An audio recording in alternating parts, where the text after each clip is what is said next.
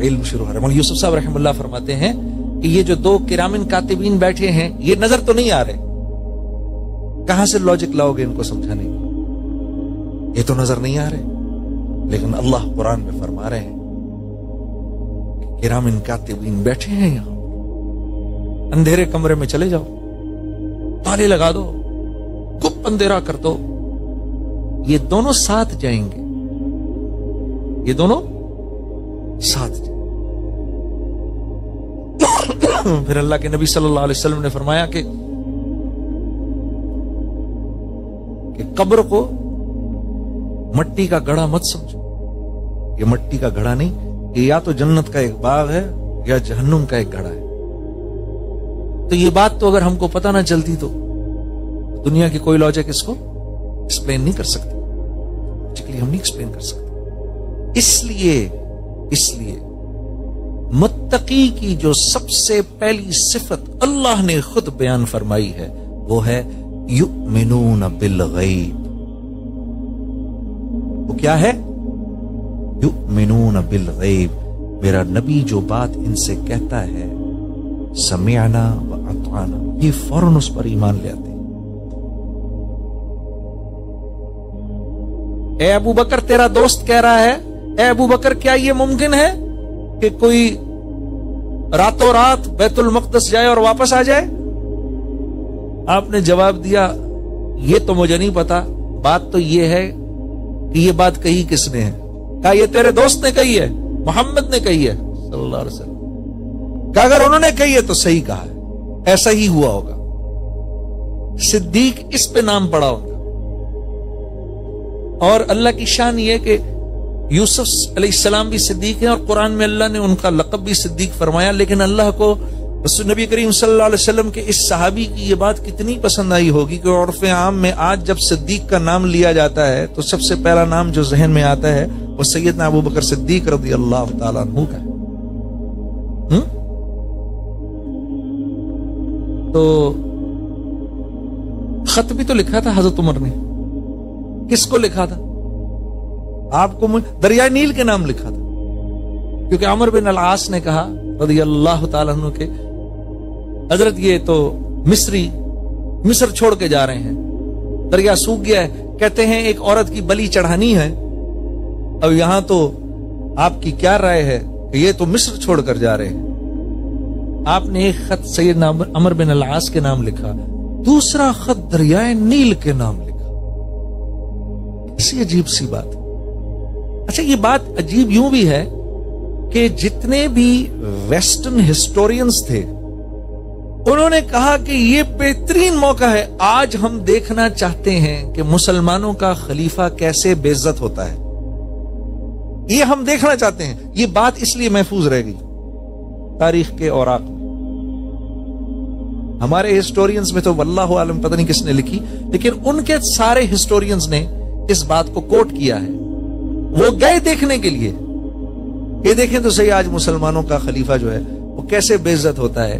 اس خط میں لکھا ہوا تھا، اے دریائے نیل اگر تو اپنی مرضی سے بہتا ہے تو ہمیں تیری ضرورت نہیں، اور اگر تو اللہ کے حکم سے بہتا ہے تو زمین پر اللہ کا خلیفہ عمر تجھ کو حکم دیتا ہے کہ تو چل۔ یہ لکھا تھا اس خط کے اندر۔ وہ خط بیچ میں رکھ دیا گیا میرے دوست۔ وہ دریائے نیل جو چلا ہے یہ وہ دنیا کا واحد دریا ہے جس کا پاٹ آج تک کبھی کم نہیں ہوا۔ تو تیسرا انعام کیا ملے گا؟ یہ ساری مخلوق آپ کی مرضی کے مطابق آپ کو نفع پہنچائے گی۔ یہی ہوا جب آپ چاہو گے ٹھنڈی ہو جائے گی، آپ چاہو گے گرم ہو جائے گی۔ یقین نہیں آتا؟ فرما برداری کر کے تو دیکھو۔ ہاں، یہ بارش تب برسے گی جب آپ چاہیں گے، یہ رک جائے گی جب آپ نہیں چاہیں۔ میرے دوستو، اللہ کے وعدے سچے، ہمارے یقین کمزور ہے۔ یقین کرو، میں کیسے بتاؤں وہ کتنا شاکر رب ہے، قدردانی کی انتہا ہے، قدردانی کی انتہا ہے وہ اللہ۔ یہ تو اس کے ساتھ معاملات نہیں کرتے ایسی۔ میں دوستوں سے کہتا ہوں، اپنے بارے میں بھی کہتا ہوں، ہم ایک انتہائی بورنگ زندگی گزارتے ہیں۔ ہماری زندگی بڑی بورنگ سی زندگی ہے، مشاہدے کے مطابق زندگی گزارتے ہیں، جو نظر آتا ہے اس پر یقین کرتے ہیں، جو نظر نہیں آتا اس پر یقین ہی نہیں کرتے، اللہ کو معاملات کے بیچ میں ہی نہیں لاتے، لائف کو انٹرسٹنگ ہی نہیں بناتے۔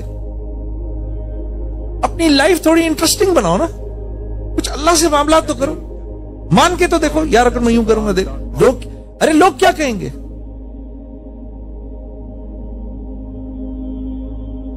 لوگ کیا کہیں؟ لوگ کیا؟ حدیث میں آتا ہے کہ اللہ حضرت ام عائشہ رضی اللہ تعالی عنہا نے اس کو روایت کیا ہے کہ آپ نے فرمایا کہ حضرت امیر معاویہ رضی اللہ تعالیٰ عنہ جب بیٹھے خلافت پر تو ام عائشہ کو ایک خط لکھا، مجھے کوئی نصیحت فرمائے مختصر سے۔ فرمایا کہ میں نے اللہ کے نبی صلی اللہ علیہ وسلم سے یہ بات سنی، کم و بیش الفاظ ہیں کہ جب بھی کبھی تمہارے اوپر ایسا وقت آئے کہ یا مخلوق کو راضی کرنا ہو یا اللہ کو راضی کرنا ہو تو تم اللہ کو راضی کر لینا، کیونکہ اگر تم نے مخلوق کو راضی کیا تو شروع میں تو مخلوق تمہاری بن جائے گی، لیکن کیونکہ ان کے قلوب اللہ کے ہاتھ میں ہیں، اللہ ان کے دل میں تمہاری ایسی نفرت ڈالیں گے کہ جو اس نفرت سے بڑھ کے ہوگی جو وہ تم سے پہلے کرتے تھے۔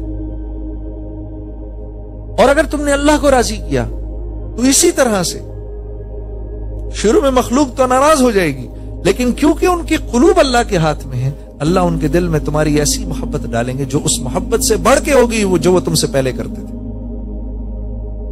کر کے تو دیکھو، لائف کو انٹرسٹنگ بناؤ۔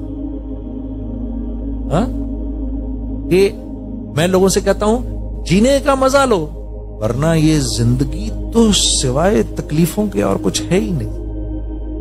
زندگی کا مزہ لینا ہے نا تو اللہ کا بننا پڑے گا، پھر ایک حفاظت کا نظام چلے گا۔ حضرت ابراہیم علیہ السلام سے تو پوچھو نا، جب ان کو پھینکا گیا آگ کے اندر کیا جذبات تھے ان کے؟ میرے دوستو، یہ الف لیلا کی کہانی نہیں ہے، یہ قصہ اللہ نے قرآن میں اس لیے نہیں ذکر فرمایا کہ ہم اس کو ایک کہانی سمجھ کے پڑھ کے آگے نکل جائیں،